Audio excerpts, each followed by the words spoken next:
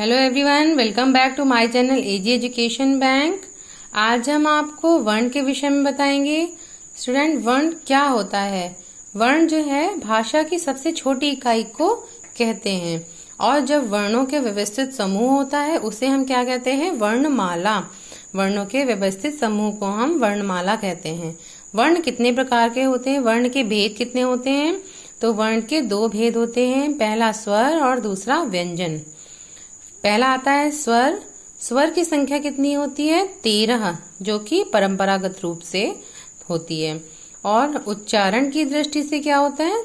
10 संख्याएं होती हैं, मतलब 10 स्वर होते हैं। मीन्स इसमें से री और अंग और आह को अलग कर दिया गया है। इसके बाद इसके पार्ट कितने हैं? तो पहला है ह्रस्व स्वर, दूसरा है दीर्घ स्वर, तीसरा है प्लुत स्वर। अब हम इसके विषय में देखेंगे कि ह्रस्व स्वर किसको कहते हैं? जिन स्वरों के उच्चारण में कम से कम समय लगता है, मीन्स बहुत कम समय लगता है, उसे हम ह्रस्व स्वर कहते हैं। जैसे कि अ, इ, उ, री, ये जो है 4 होते हैं, इनको बोलने में सबसे कम समय लगता है, ये ह्रस्व स्वर कहलाते हैं। इसके बाद आते हैं दीर्घ स्वर। जिन स्वरों के उच्चारण में थोड़ा अधिक समय लगता है वे दीर्घ स्वर कहलाते हैं। इनकी संख्या 7 होती है। आ, ई, उ, ए, आए, ओ, औ। ये सभी जो हैं बोलने में थोड़ा अधिक टाइम लेते हैं, तो इनको हम बोलते हैं दीर्घ स्वर।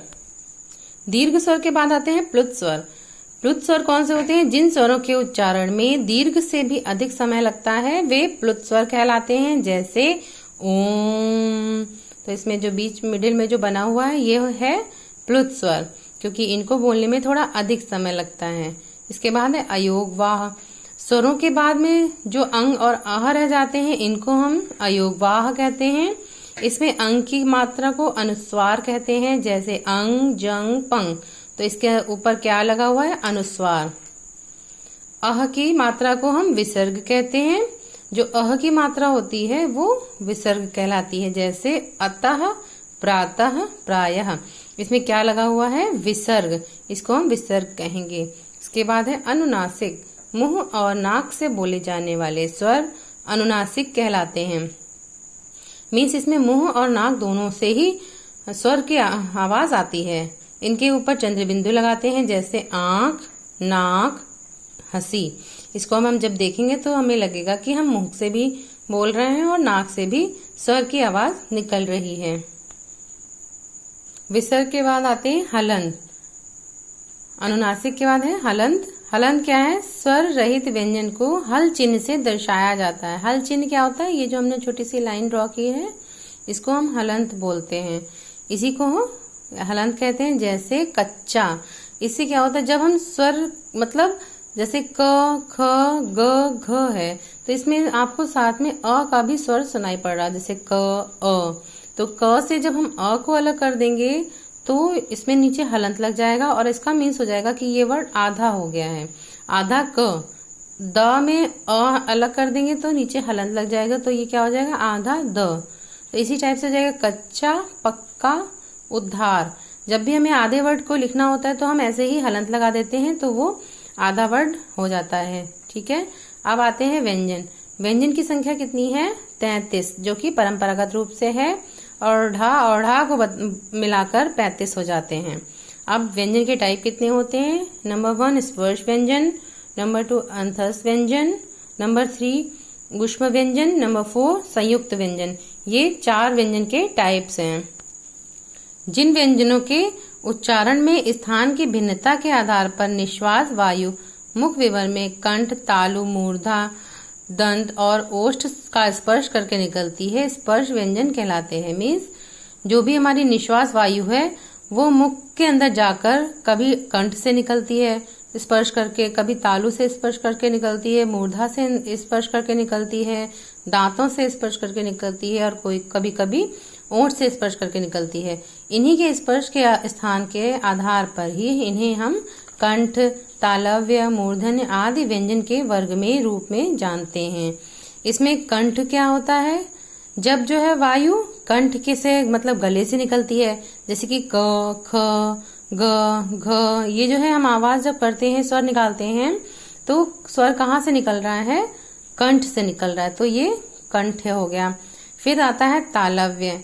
तालव्य का मतलब क्या होता है? मुंह के भीतर जो ऊपरी छत होती है उसका आगे का हिस्सा, जो भी ध्वनि निकलती है, जो भी हम व्यंजन बोलते हैं, जैसे च, छ, ज, झ, इया, इसमें क्या है, हम जीभ से ऊपर का हिस्सा टच करते हैं, तो ये हो जाता है तालव्य। इसके बाद मूर्धन्य है। मूर्धन्य कौन कौन से होते हैं? जो मुख के भीतर की ऊपरी छत जो होती है उसका पिछला हिस्सा होता है, जैसे ट, ठ, ड, ढ, ण, ये क्या है? मूर्धन्य व्यंजन है। तो अब आपको पता चल गया होगा, कंठ से जो निकलते हैं वो कंठ व्यंजन होते हैं। तालव्य मतलब मुंह की ऊपरी छत जो होती है उसका पहला हिस्सा जो होता है, च, छ, ज, झ, ये हो गया तालव्य व्यंजन। फिर जो मूर्धन्य होते हैं वो मुख का जो ऊपरी हिस्सा होता है उसके पिछला भाग जो होता है वो होता है मूर्धन्य। ठीक है। उसके बाद आता है दंत्य। दंत्य क्या होते हैं? जो हमें दांत का स्पर्श करते हुए निकलते हैं, जैसे कि त, थ, द, ध, न। इसमें जो है ओंठ जो है, जीभ जो है दांतों का स्पर्श करके व्यंजन का उच्चारण करती है, तो ये दंत्य हो गए।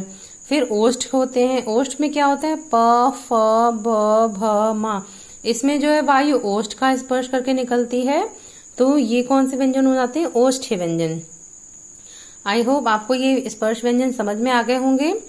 अगर आपको कोई डाउट है तो आप मैसेज में पूछ सकते हैं। इसके बाद आते हैं अंतस्थ व्यंजन।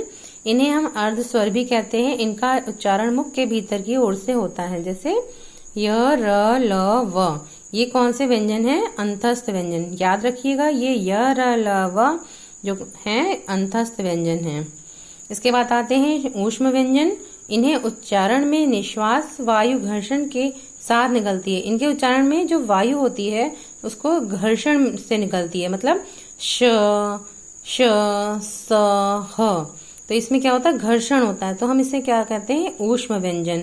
तो आपको ये समझ में आ गए होंगे। इसके बाद आते हैं हमारे संयुक्त व्यंजन। संयुक्त व्यंजन वो होते हैं जो दो व्यंजनों के योग से बने होते हैं, जैसे क्ष, त्र, ज्ञ, क्ष। आपको ये समझ में आ रहा होगा, ये श जो है 2 बार लिख गया है। आपको ये समझ में आ रहा होगा इसके उच्चारण से कि ये क और श से मिलकर बना है, ये त और रा से मिलकर बना है, और ये ग और या से मिलकर बना हुआ है। तो ये होते हैं संयुक्त व्यंजन, जिसमें हम 2 व्यंजनों का योग करते हैं। इसके बाद आता है अघोष। अघोष क्या होते हैं? जिन ध्वनियों के उच्चारण में स्वर तंत्रियों में कंपन ना हो, मतलब उच्चारण हम करें तो सिंपल ही कर लें, उनको हम अघोष कहते हैं। अघोष क्या होता है? हर वर्ग का पहला और दूसरा व्यंजन। पहला मीन्स हर वर्ग का, पहले तो आप ये समझ लीजिए हर वर्ग क्या होता है। जैसे कि हम क से लेकर क, ख, ग, घ बोलते हैं, तो जो का वाली लाइन होती है वो होता है क वर्ग, और जो ता वाली लाइन होती है त, थ, द, ध, न, वो होती है ता वर्ग, और जो पा वाली लाइन होती है प, फ, भ, म, म, वो होती है पा वर्ग। इसका मतलब ये है कि जो पहला अक्षर होता है उसी से उसका वर्ग का नाम हो जाता है। तो इसमें अघोष वो होते हैं जो हर वर्ग के पहले और दूसरे व्यंजन होते हैं, जैसे क, ख, च, छ, ट, ठ, त, थ, प, फ। ये क्या है? अघोष हैं। सघोष क्या होता है? जिन ध्वनियों के उच्चारण में स्वर तंत्रियों में कंपन होता है उनको हम सघोष कहते हैं। ये कौन से वर्ण होते हैं? हर वर्ग का तीसरा, चौथा और पांचवा, मतलब 2 हमने इधर डिवाइड कर दिए स्टार्टिंग के, उसके बाद के सघोष में ले लिए। जैसे कि का और खा तो इधर डिवाइड हो गया था, फिर बचा कौन सा? ग, घ और अंगा। ऐसे ही चा और छा इधर डिवाइड हो गया था, तो चा छा के बाद क्या आता है? ज, झ, इया।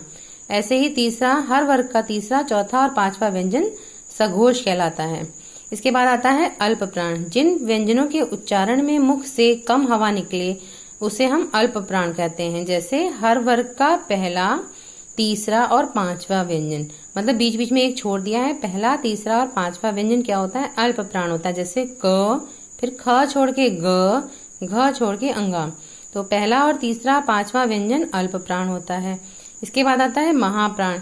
जिन व्यंजनों के उच्चारण में मुख से अधिक वायु निकलती है उन व्यंजनों के उच्चारण में हकार की ध्वनि सुनाई पड़ती, हकार की, जैसे ख, ह, घ, ठ, ढ।